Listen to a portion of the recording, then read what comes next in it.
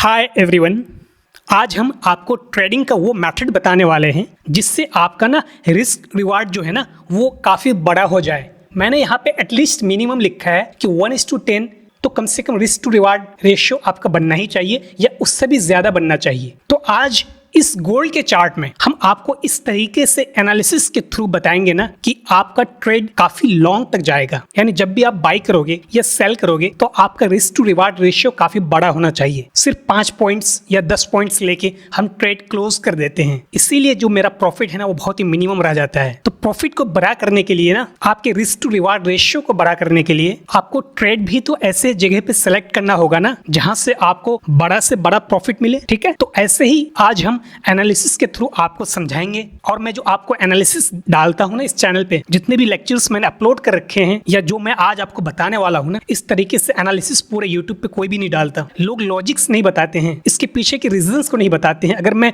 Let suppose ये कहूँ ना कि यहाँ से प्राइस जो है ना ऊपर जाएगा और ये हाई तोड़ देगा, अगर आप यहाँ पे बाई करते हो तो आपका टारगेट पॉइंट ये होता है। ये जो पूरा का पूरा स्पेस है ना, ये आपका ना एटलीस्ट 1:8, 9, 10 का रेशियो है, रिस्क टू रिवार्ड रेशियो। तो इतने बड़े बड़े टारगेट्स कैसे आते हैं, इसके पीछे के लॉजिक्स कॉन्सेप्ट्स को लोग नहीं बताते हैं क्लियरली, पर मैं यहाँ पे आपको ना हर एक चीज बता दूंगा। सो फर्स्ट टाइम आए हो चैनल पे तो सब्सक्राइब कर लेना। मैंने ऑलरेडी बहुत क्वालिटी वाले लेक्चर्स अपलोड कर रखे हैं, अगर आपने नहीं देखी है तो देख लीजिएगा। प्लेलिस्ट में सारे लेक्चर्स सीरियल वाइज अपलोडेड हैं, आप प्लेलिस्ट में जाके चीजों को सीरियल वाइज देख सकते हैं। अगर जिसने भी प्लेलिस्ट के सारे लेक्चर्स सीरियल वाइज देख लिया ना, वो एक प्रॉफिटेबल ट्रेडर बन जाएगा, क्योंकि मैं यहाँ आपको सिर्फ वही चीजें सिखा रहा हूँ जो मार्केट में काम करता है। मैं तो कितनी दफा आपको कहता हूँ पूरे लेक्चर्स में कोई भी एक पॉइंट बता दो जो मैं बताता हूँ और वो मार्केट में काम नहीं करता है, ये ऐसा हो ही नहीं सकता, क्योंकि पहले मैं चीजों को प्रैक्टिकल खुद फॉलो करता हूँ, फिर उसके बाद ही आपको बताता हूँ। ठीक है, तो कहीं मत जाना, पूरा लेक्चर एंड तक देख जाना, बहुत सारी चीजें आप सीख जाओगे। कंटेंट बहुत यूजफुल होने वाला है, लाइक कर देना और कोई भी डाउट्स हो तो बिंदास कमेंट सेक्शन में पूछना, एक अपना फीडबैक दे जाना। ठीक है, अब समझते हैं चीजों को। मैं यहाँ पे ना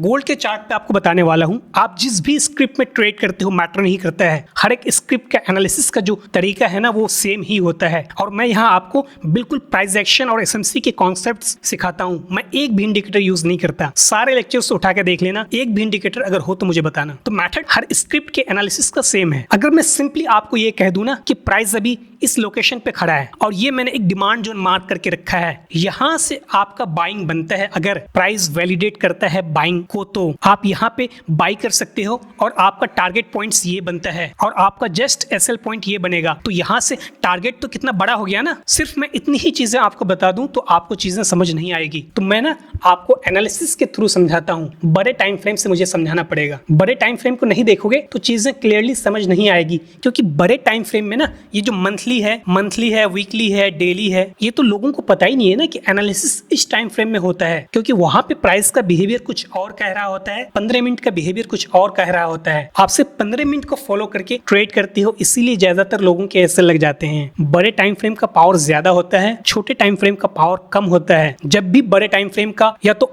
ओबी मान लो, ऑर्डर ब्लॉक मान लो, या फिर डिमांड जोन कह लो, ये जब भी आएगा ना ये छोटे टाइम फ्रेम के स्ट्रक्चर को बदल देगा। इसीलिए बड़े टाइम फ्रेम को समझना जरूरी होता है। किसी ने ये कमेंट पूछा था कि बड़े टाइम फ्रेम को देखने का क्या रीजन है। अभी क्लियर हो गया ना उसको, और अभी तो अब लेक्चर स्टार्ट हो रहा है, अभी तो चीजें बहुत क्लियर होगी आपकी। मैं क्लियर करता हूँ इन सारे ड्राइंग्स को, फिर आपको चीजें समझाते हैं। मैं सबसे पहले ना बहुत ही क्विकली आपको मंथली से, वीकली से, डेली से लेके 4 आवर होता हुआ 15 मिनट में जाके चीजों को ज्यादा क्लियर करेंगे। ठीक है, बहुत ही क्विकली मंथली, वीकली, डेली को देखते हैं। पहले आप देखना हर एक टाइम फ्रेम में किस तरीके से प्राइस का बिहेवियर बदलता है। कुछ टाइम फ्रेम में कुछ और कह रहा होता है, किसी और टाइम फ्रेम में कुछ और कह रहा होता है। इसके पीछे क्या लॉजिक्स है, क्या रीजंस हैं, उन सबको आप समझना। मेरे एक एक पॉइंट्स पे ध्यान देना, आप मैं क्या बोल रहा हूँ। ठीक है, मैं डायरेक्टली इस सिनेरियो पे बात करता हूँ। अगर किसी को ट्रेंड देखना हो ना तो वो ये समझ लेना कि ट्रेंड पॉजिटिव है। किस तरीके से? ये एक छोटी सी पॉजिटिव वेव है, यानी रन की वेव है, ये एक पुलबैक की वेव है, ये एक रन की वेव है, ये पुलबैक की वेव है और ये एक रन की वेव है। तो ट्रेंड मेरा क्या हो गया?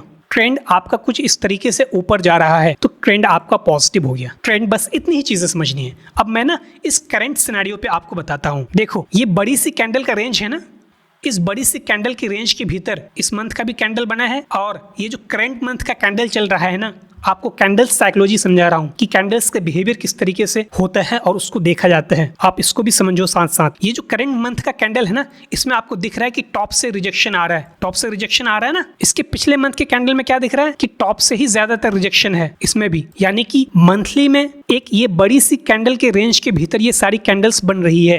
तो मंथली में है तो प्राइस साइडवेज, बट ये जो मंथली का कैंडल्स टॉप से रिजेक्शन दिखा रहा है ना, ये सारे कैंडल्स ये इस बात को इंडिकेट करता है कि इससे जो लोअर टाइम फ्रेम है ना, इसमें सेलिंग प्रेशर है। बट मंथली में प्राइस सिर्फ एक कैंडल के रेंज के अंदर है, इसलिए ये एक साइडवेज कहलाएगा। क्यों? क्योंकि रेंज काफी बड़ा है। अगर मैं इस कैंडल की बात करूं तो ये इसका लोअर वीक, ये अपर वीक, इसके अंदर में ये 3 मंथ्स का कैंडल है। इतनी ही चीजें समझनी है। अब सीधे वीकली में चलो, और ये ध्यान रखना कि मंथली में कैंडल्स का टॉप से रिजेक्शन आ रहा है। जिसने भी कैंडल साइकोलॉजी वाले लेक्चर देखा है ना, उसको पता होगा कि मैंने कैंडल्स के बॉडी, विक्स के पीछे के लॉजिक्स को, उनकी कॉन्सेप्ट्स को किस तरीके से क्लियर किया है। विक ऊपर से बने तो उसका क्या रीजन होता है, विक नीचे से बने तो वो क्या इंडिकेट करता है, बॉडी बड़ी हो छोटी हो, ये सब चीजें वहां पे मैंने आपको बताया हुआ है। अब मंथली तो क्लियर हो गया, अब सीधे वीकली में चलते हैं। अब देखना आप, मैं ज्यादा ना आपको ट्रेंड और वेव नहीं बता रहा हूँ, इसलिए क्योंकि मैंने पिछले कई लेक्चर्स में ट्रेंड और वेव के बारे में डिस्कस किया है। मैं सिर्फ जो नए लोग हैं ना, उसके लिए आपको ये बता देता हूँ कि अगर मैं इस पॉइंट से, ये एक बॉटम पॉइंट है, लेट्स सपोज मान लो चार्ट का, अगर मैं इस पॉइंट से ट्रेंड की बात करूं ना वीकली में गोल्ड का, तो यहां से एक रन की वेव कहलाएगा, ये पुलबैक की वेव होगा, ये रन की वेव होगा, ये पुलबैक है, ये रन की वेव है, और ये एक पुलबैक की वेव है। तो आपको वीकली में ट्रेंड किस तरीके से ऊपर जा रहा है, इस तरीके से ऊपर ही जाता हुआ दिख रहा है ना। एक पॉजिटिव वेव बनाता है जिसको रन की वेव कहते हैं, एक पुलबैक की वेव बनाता है नीचे की तरफ जो एक नेगेटिव वेव है। तो इस तरीके से जब प्राइस ऊपर जाए तो ट्रेंड मेरा पॉजिटिव कहलाता है। और अब यहाँ एक करंट सिनेरियो को आप समझो ज्यादा ध्यान से। प्राइस यहाँ से तो पुलबैक ले रहा है, एक पुलबैक की वेव चल रहा है, बट यहाँ से जो प्राइस उठ रहा है ना, ये लो पॉइंट बना के जब प्राइस उठा तो प्राइस कुछ इस तरीके से ऊपर जा रहा है। मेरे मार्किंग पे आप ध्यान रखना, इस तरीके से प्राइस ऊपर जा रहा है, बट इस हाई को ब्रेक नहीं कर पाया है अभी, ना ही विक से ब्रेक कर पाया है, ना ही बॉडी की क्लोजिंग इस तरीके से कैंडल कर पाई है। तो अब आप एक चीज समझना कि इस लो पॉइंट से जब प्राइस ऊपर जा रहा है तो कैंडल्स के बिहेवियर को आप समझना। ये देखो, ये तो करंट वीक का कैंडल है, इसके पिछले 2 वीक्स का कैंडल देखो आप, बॉटम से रिजेक्शन ला रहा है, ठीक है, बाइंग का प्रेशर शो तो हो रहा है कि बॉटम से रिजेक्शन आ रहा है, यानी कि लोअर वीक बन रहा है, बट इस बाइंग को कंफर्म नहीं कर पाया। क्यों नहीं कर पाया उसको भी आप समझो। अगर ये जो आपको करंट वीक का कैंडल है ना, अगर ये इस तरीके से बॉडी की क्लोजिंग करता और एक अच्छी सी ग्रीन कैंडल बनता ना, तो वो बाइंग को अपसाइड की तरफ कंफर्म कर देता, उसके बाद प्राइस ये हाई तोड़ देता। आपको लॉजिक समझ आ रहा है ना कि पहले बाइंग को कंफर्म तो करना चाहिए। नीचे से बॉटम से रिजेक्शन दिखा रहा है, बॉटम से रिजेक्शन दिखा रहा है, ठीक है, बाइंग शो हो रहा है, बट पहले बाइंग को कंफर्म तो करना चाहिए ना। तो इस वीक की कैंडल ने क्या शो कर दिया, फिर इसके अगेंस्ट ही शो कर दिया, यानी कि ऊपर से पूरा का पूरा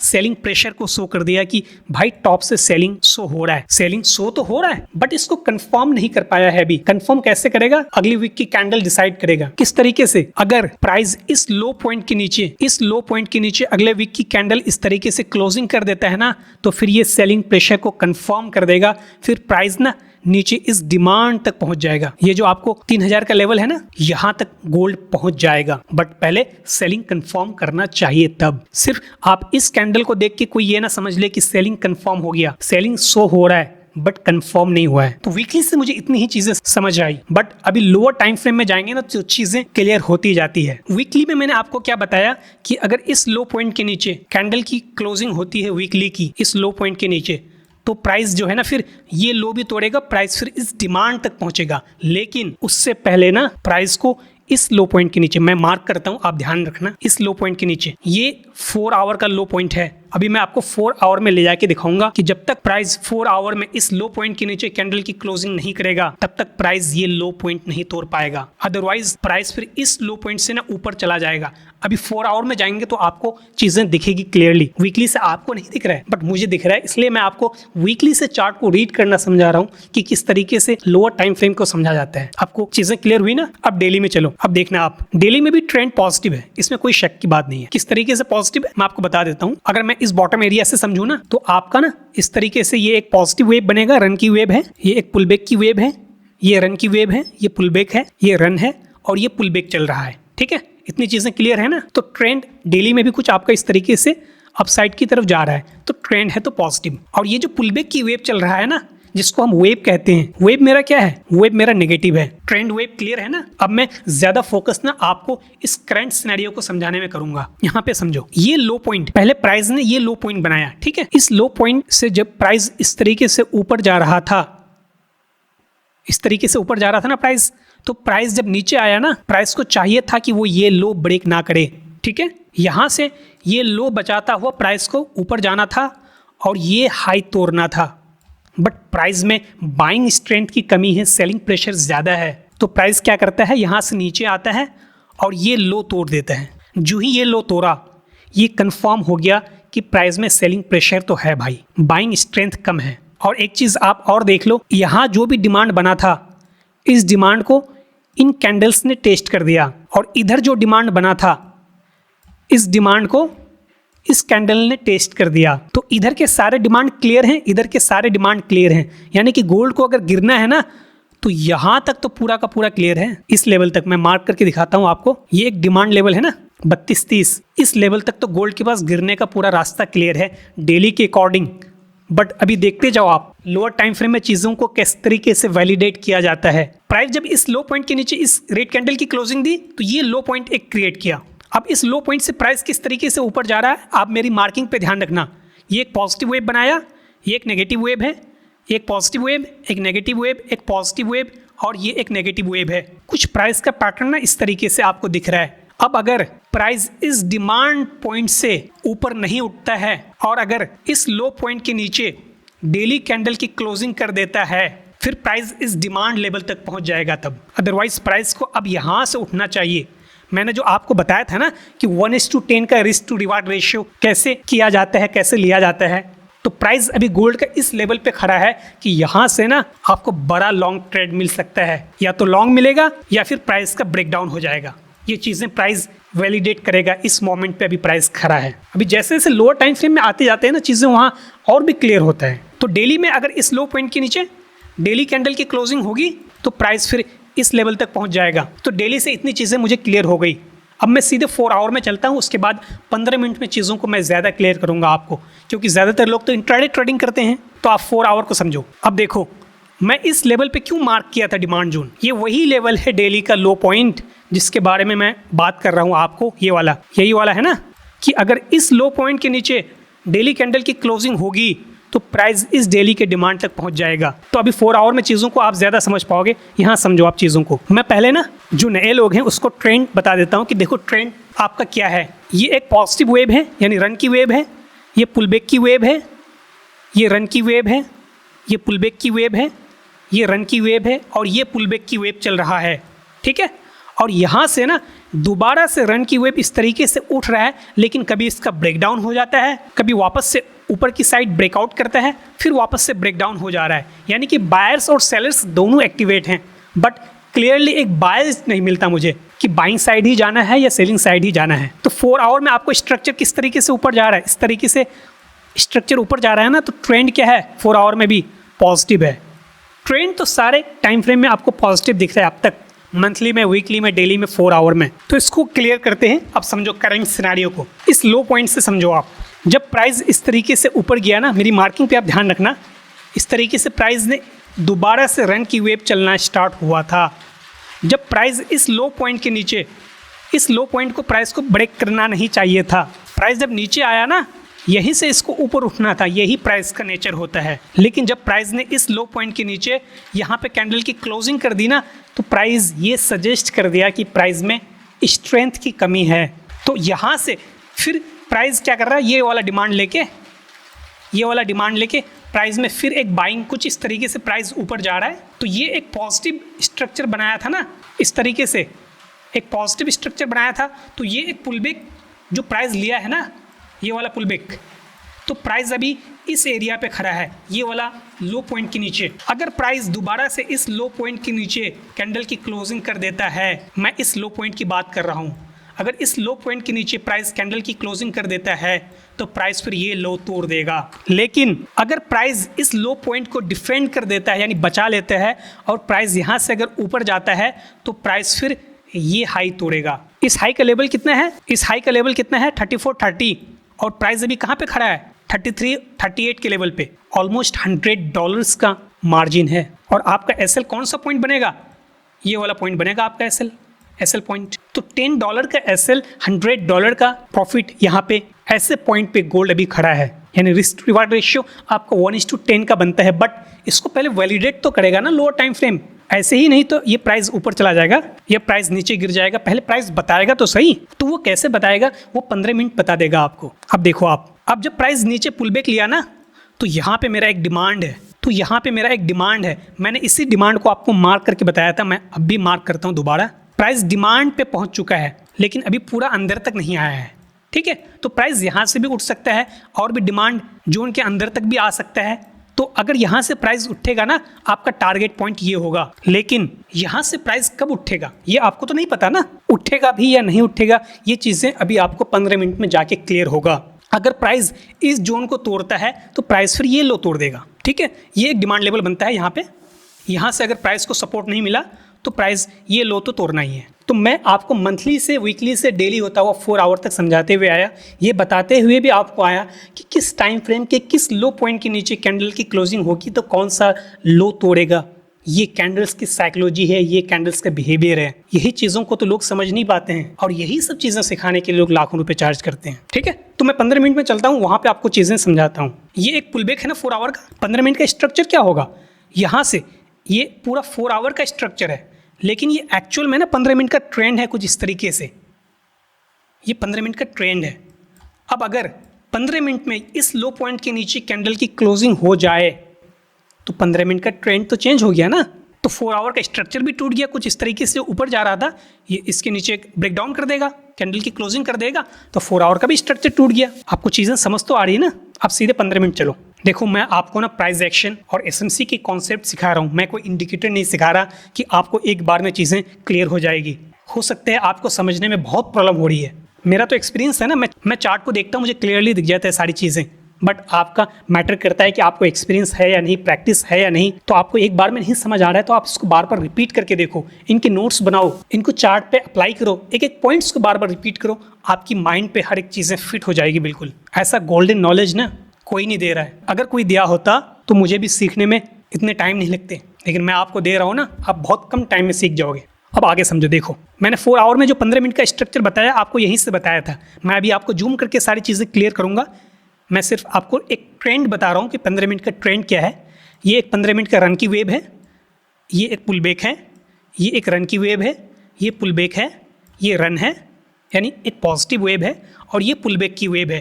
तो 15 मिनट का ट्रेंड आपका ना कुछ इस तरीके से ऊपर जा रहा है। तो यहाँ से एक जो पुल बैक चला है ना, ये यही वाला पुल बैक है। तो 15 मिनट का स्ट्रक्चर क्या हो गया, पॉजिटिव हो गया। तो ये जो लो पॉइंट है, ये जो लो पॉइंट है, ये क्या है, ये 15 मिनट का हायर लो स्विंग पॉइंट तो है। और क्या है इसके अलावा, अगर इस लो पॉइंट के नीचे कैंडल की क्लोजिंग कर देगा तो 15 मिनट का स्ट्रक्चर नेगेटिव हो जाएगा। यही चीज़ को तो मैं 4 आवर में आपको बता रहा था। इसी लो पॉइंट को 4 आवर का लो पॉइंट है, यही लो पॉइंट 15 मिनट का स्विंग लो है। मैं बड़े टाइम फ्रेम में आपको समझाता हूँ तो आप नहीं समझ पा रहे हो, बट लो टाइम फ्रेम में अब तो समझ आ रहा है ना आपको। तो ट्रेंड मुझे मिल गया और वेव, ये एक पुलबैक की वेव चल रहा है, वेव मेरा नेगेटिव है। इतनी बातें क्लियर है ना। अब सारा खेल ना यहीं पे है। यहाँ से जो एक पुलबैक चलना स्टार्ट हुआ ना, ये पुलबैक किस तरीके से नीचे आ रहा है उसको आप ध्यान देना। मेरी मार्किंग पे देखो आप, ये एक छोटा सा नेगेटिव वेव है, ये पॉजिटिव वेव है, ये नेगेटिव वेव है, ये पॉजिटिव वेव है, ये नेगेटिव वेव है, ये पॉजिटिव वेव है, ये एक नेगेटिव वेव है। इस तरीके से प्राइस ये लो पॉइंट तक पहुंचा है।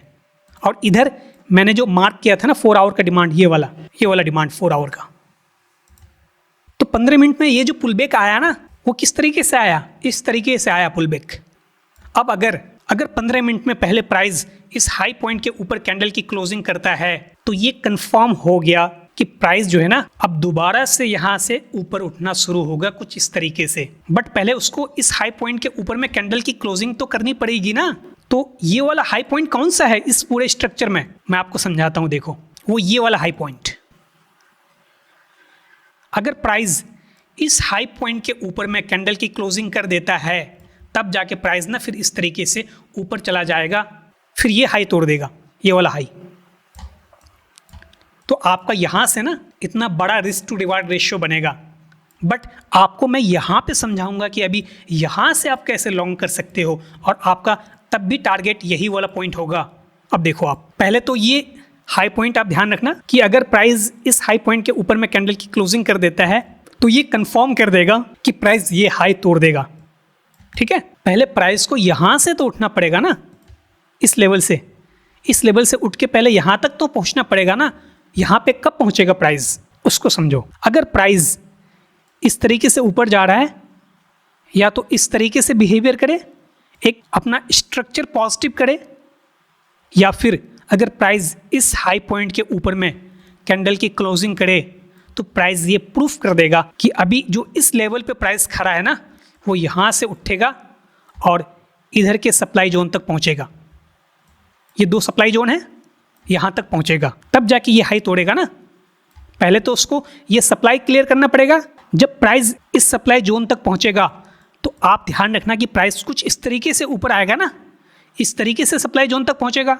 तो आपको ध्यान रखना है क्या जब प्राइस इस सप्लाई जोन तक पहुँचता है, चाहे इस पे हो या इस पे हो, क्या प्राइस इस सप्लाई जोन से रिएक्ट होने के बाद ये जो एक स्ट्रक्चर ऊपर जा रहा है, क्या इस स्ट्रक्चर का कहीं इस लो पॉइंट के नीचे कैंडल की क्लोजिंग तो नहीं हो रहा है? अगर इस लो पॉइंट के नीचे कैंडल का क्लोजिंग हो जाएगा तो ये जो स्ट्रक्चर ऊपर गया ना इसका भी ब्रेक डाउन हो जाएगा। फिर प्राइस ना ये वाला जो हमने जोन मार्क किया है ना, ये वाला जो 4 आवर का डिमांड जोन हमने मार्क किया था ना, आपको याद है ना 4 आवर का, फिर प्राइस इसको तोड़ देगा। ठीक है, आपको कॉन्सेप्ट सारा क्लियर तो हो रहा है ना? मुझे लग रहा है चीज़ें आपकी सर के ऊपर से चली जाएगी क्योंकि ये चीज़ें इतना कॉम्प्लेक्स है, बट मैंने इतना सिंप्लीफाइड करके आपको बताया है कि आप इसको एक बार में तो समझ नहीं आएगा। आप इसको कम से कम 2 से 3 बार देखो, किस हाई पॉइंट की बात कर रहा हूँ, किस लो पॉइंट की बात कर रहा हूँ, आपको चीज़ें क्लियर हो जाएगी। इसको आपने मास्टरी कर लिया ना, ज़िंदगी भर कभी आपको इंडिकेटर की ज़रूरत ही नहीं पड़ेगी, किसी स्ट्रेटेजी की ज़रूरत नहीं पड़ेगी अगर आपने इन कॉन्सेप्ट्स को मास्टरी कर लिया तो। अब देखो, अगर इस तरीके से एक पॉजिटिव स्ट्रक्चर फॉर्म करेगा प्राइस या इस हाई पॉइंट के ऊपर में कैंडल की क्लोजिंग कर देगा तो प्राइस ना इधर फिर कोई डिमांड फॉर्म करेगा। फिर आप यहाँ से बाई करते हुए इस तरीके से ऊपर जाइए, ये सप्लाई आपका फर्स्ट टारगेट होगा, ये सेकेंड सप्लाई आपका सेकेंड टारगेट होगा। इस तरीके से हर डिमांड पे आपको बाई करते हुए ऊपर चलना है। ठीक है, लेकिन पहले प्राइस को प्रूफ करना पड़ेगा, या तो वो इस हाई पॉइंट के ऊपर में कैंडल की क्लोजिंग दे या फिर इस तरीके से एक पॉजिटिव स्ट्रक्चर फॉर्म करे। ठीक है, तभी आप जब प्राइस नीचे आएगा तो इस डिमांड से आप लॉन्ग कर सकते हो, अदरवाइज प्राइस फिर नीचे आएगा और ये डिमांड ब्रेक कर देगा 4 आवर का, ये वाला डिमांड। अब चीज़ें क्लियर है ना? हर एक हाई पॉइंट्स, लो पॉइंट्स, किसके ऊपर में कौन सी क्लोजिंग, इन सब के बारे में हमने बात करी अभी। आई होप आपको चीज़ें क्लियरली समझ आई होगी। नहीं आई है तो इसको आप रिपीट कीजिए, 2 बार 3 बार कीजिए। कोई भी डाउट्स हो तो बिंदास कमेंट सेक्शन में पूछिए। लाइक नहीं किया तो कर देना और उन तक भी शेयर करना। See you in the next one, bye.